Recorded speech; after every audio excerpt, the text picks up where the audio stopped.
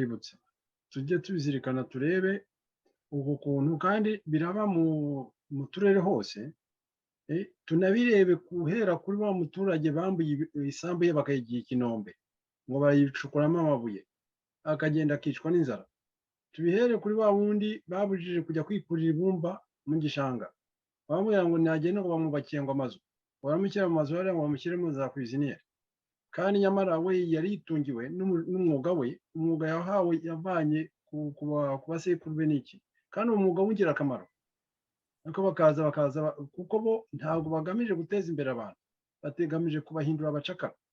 bahindura umucakara bagutungishe intuzi igihe gitoya hanyuma uzarindimuke igihugu babonye uburyo bagishyikire bakigurishije ibyo nta n'umuntu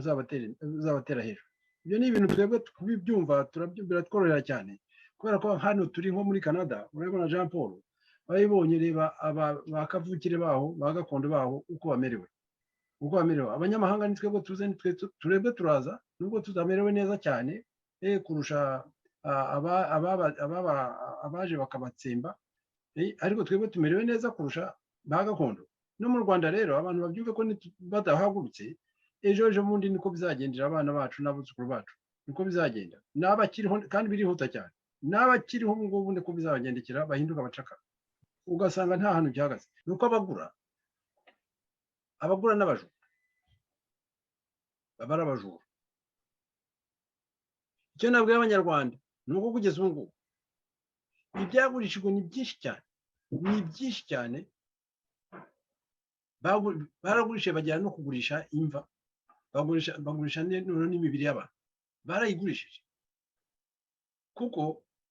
uwiciwe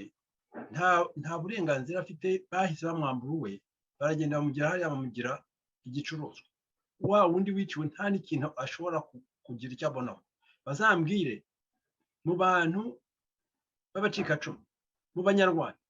bazambwira amafaranga acuruzwa muri ziriya nyibutso na ba mukerarugendo baza kureba abacu bahamanitse ayo mafaranga ajya mu mufuka wanyu hari ubwo ayo mafaranga se agera ku byibuza abyara impozamarira wapi iyo ayo mafaranga ajya kuba agera ku bantu bari kuvuga batereka noneho reka aya mafaranga ajya ava hano kuri za Gisozi n'ahandi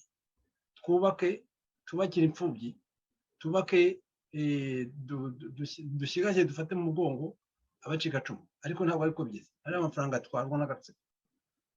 aha rero aho tugeze nuko agatsiko karimo karatera cyamunara uko Tarsisi yabivuze ngira ngo karimo karashaka gukubura karitegura kugenda karigurira ahandi kakagenda hanyuma twebwe karimo karagurisha ku banyamahanga twebwe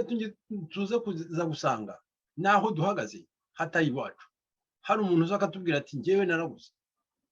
muhaguruke mugende cyangwa mwemere mumbere abacakara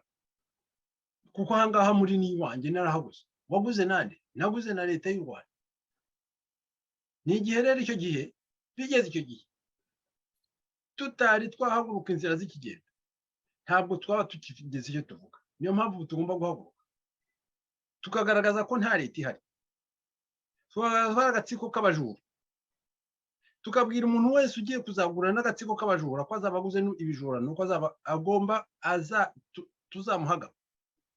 kandi ko atazigera avuga ngo arabaza ngo kugira ngo asubizwe oya ntazasubizwe azagomba guhambira akurikira ajya gukurikirana abo baguze kuko bariya ni abajura si n'abajura gusa ni n'abicanyi nta kuntu umuntu yaza ngo atwicire narangiza noneho agurisha ibyacu namara kubigurisha wa wundi baguze aza tubwira ngo yaraguze uragura n'umuntu wabaje kuza akanyica ngibyo niho narangiza nkangurira abantu batwumva kumva ko guhaguruka ntabwo nahaguruka njyewe njyenyine tugira imana tugomba guhaguruka turi organize kuba organize no kuba dufite abaridera abantu baturi imbere kandi abantu baturi imbere umuntu wahagurutse mbere akajya imbere n'uwo nguwo uramukurikira wahagurutse akajya imbere uramukurikira kuko aba ari imbere nyine dufite guverinoma rero Nyakwigoma Ntagara ayoboye nk'uko Tarisisi yabivugaga, tuyishyigikire mu bitekerezo, ahubwo tuyishyigikire nanone tuyiha ibikoresho kugira ngo ishobora kugenda ishyiraho intindo twambuke ya migezi dushobora kwambuka, dushidikane agatsiko tugakureho. Nta byo kuvuga ngo uyu munsi numvise ikiganiro David yubahwe Ngendahimana yakoze avuga ati abantu bavuga ko bagiye kujya kugirana amashyikirano n'agatsiko bimenye. Washyikirana n'umwicanyi, umuntu wishe abanyarwanda guhera za Uganda, yica akaba ahumeka kwica, washyikirana nawe wumva ko ushaka kugera ku cyo si washyikirana nawe mukumvikana iki? Nta mishyikirano ihari, ntayo igihari gishoboka nta kindi ni uko agatsiko gahambira kakagenda, ahasigaye twebwe tugomba kubarura aho kagiye gahisha ibyo kibye tukabimenya, none ahasigaye tukanabarura abo kamugaje kugira ngo tumenye kubatabara hakiri kare, dushobore kubafata mu bongo, tubashobore kubomora. Ariko ni ukugira vuba kuko ibintu birihuta. Ndagira ngo unyemerere mvuga akantu kamwe ku bintu birimo bivugwa by'urugendo rw'umunyamerika Blinken Anthony mu Rwanda. Abantu barabisesengura kwinshi. Anthony ni minisitiri w'ububanyi n'amahanga ariko twabivuga w'abanyamerika, secrétaire d'État aux affaires extérieures. Ngo araza mu Rwanda, hari ababivuga ukunshi, ariko ngewe icyo nabivugaho ubutumwa nanamuha ndabuvuga, ariko ndanamwohereza mu gifaransa no mu cyongereza, cyangwa naramwohereje deja. Nuko niba agiye mu Rwanda aba umugabo,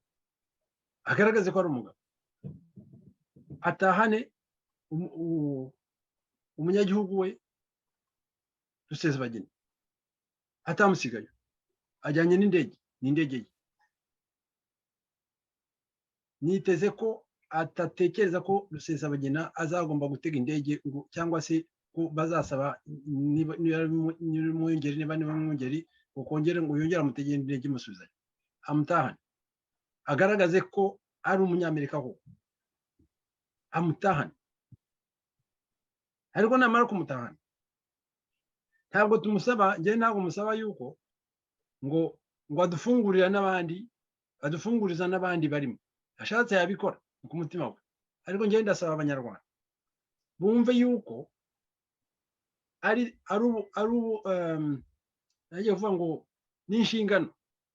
yacu nk'abanyarwanda kugira ngo dufunguze bene wacu bari muri cya gihome. Ni inshingano yacu, nitwe tugomba kubikuriramo. Yego habonetse undi nawe akaba yabavanamo, ntabwo twabyanga, ariko twumve ko mbere na mbere dufite inshingano zo kubavanamo. Kubavanamo nta kundi ni ukwirukana ziriya mpaga, kariya gatsiko tukagahambiriza. Ngibyo hari byinshi bigomba gukorwa, ari nko no gufata kariya gatsiko tukagawa gitumo, tukagafata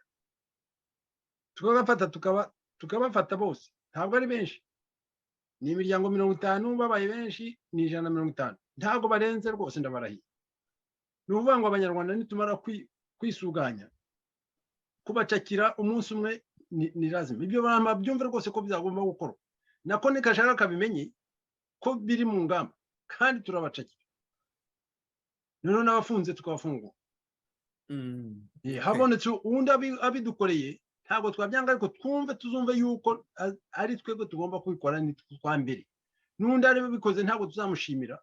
kuko ni twebwe ubwacu tugomba kubyikorera, ariko undi abikoze ntabwo twabyanga.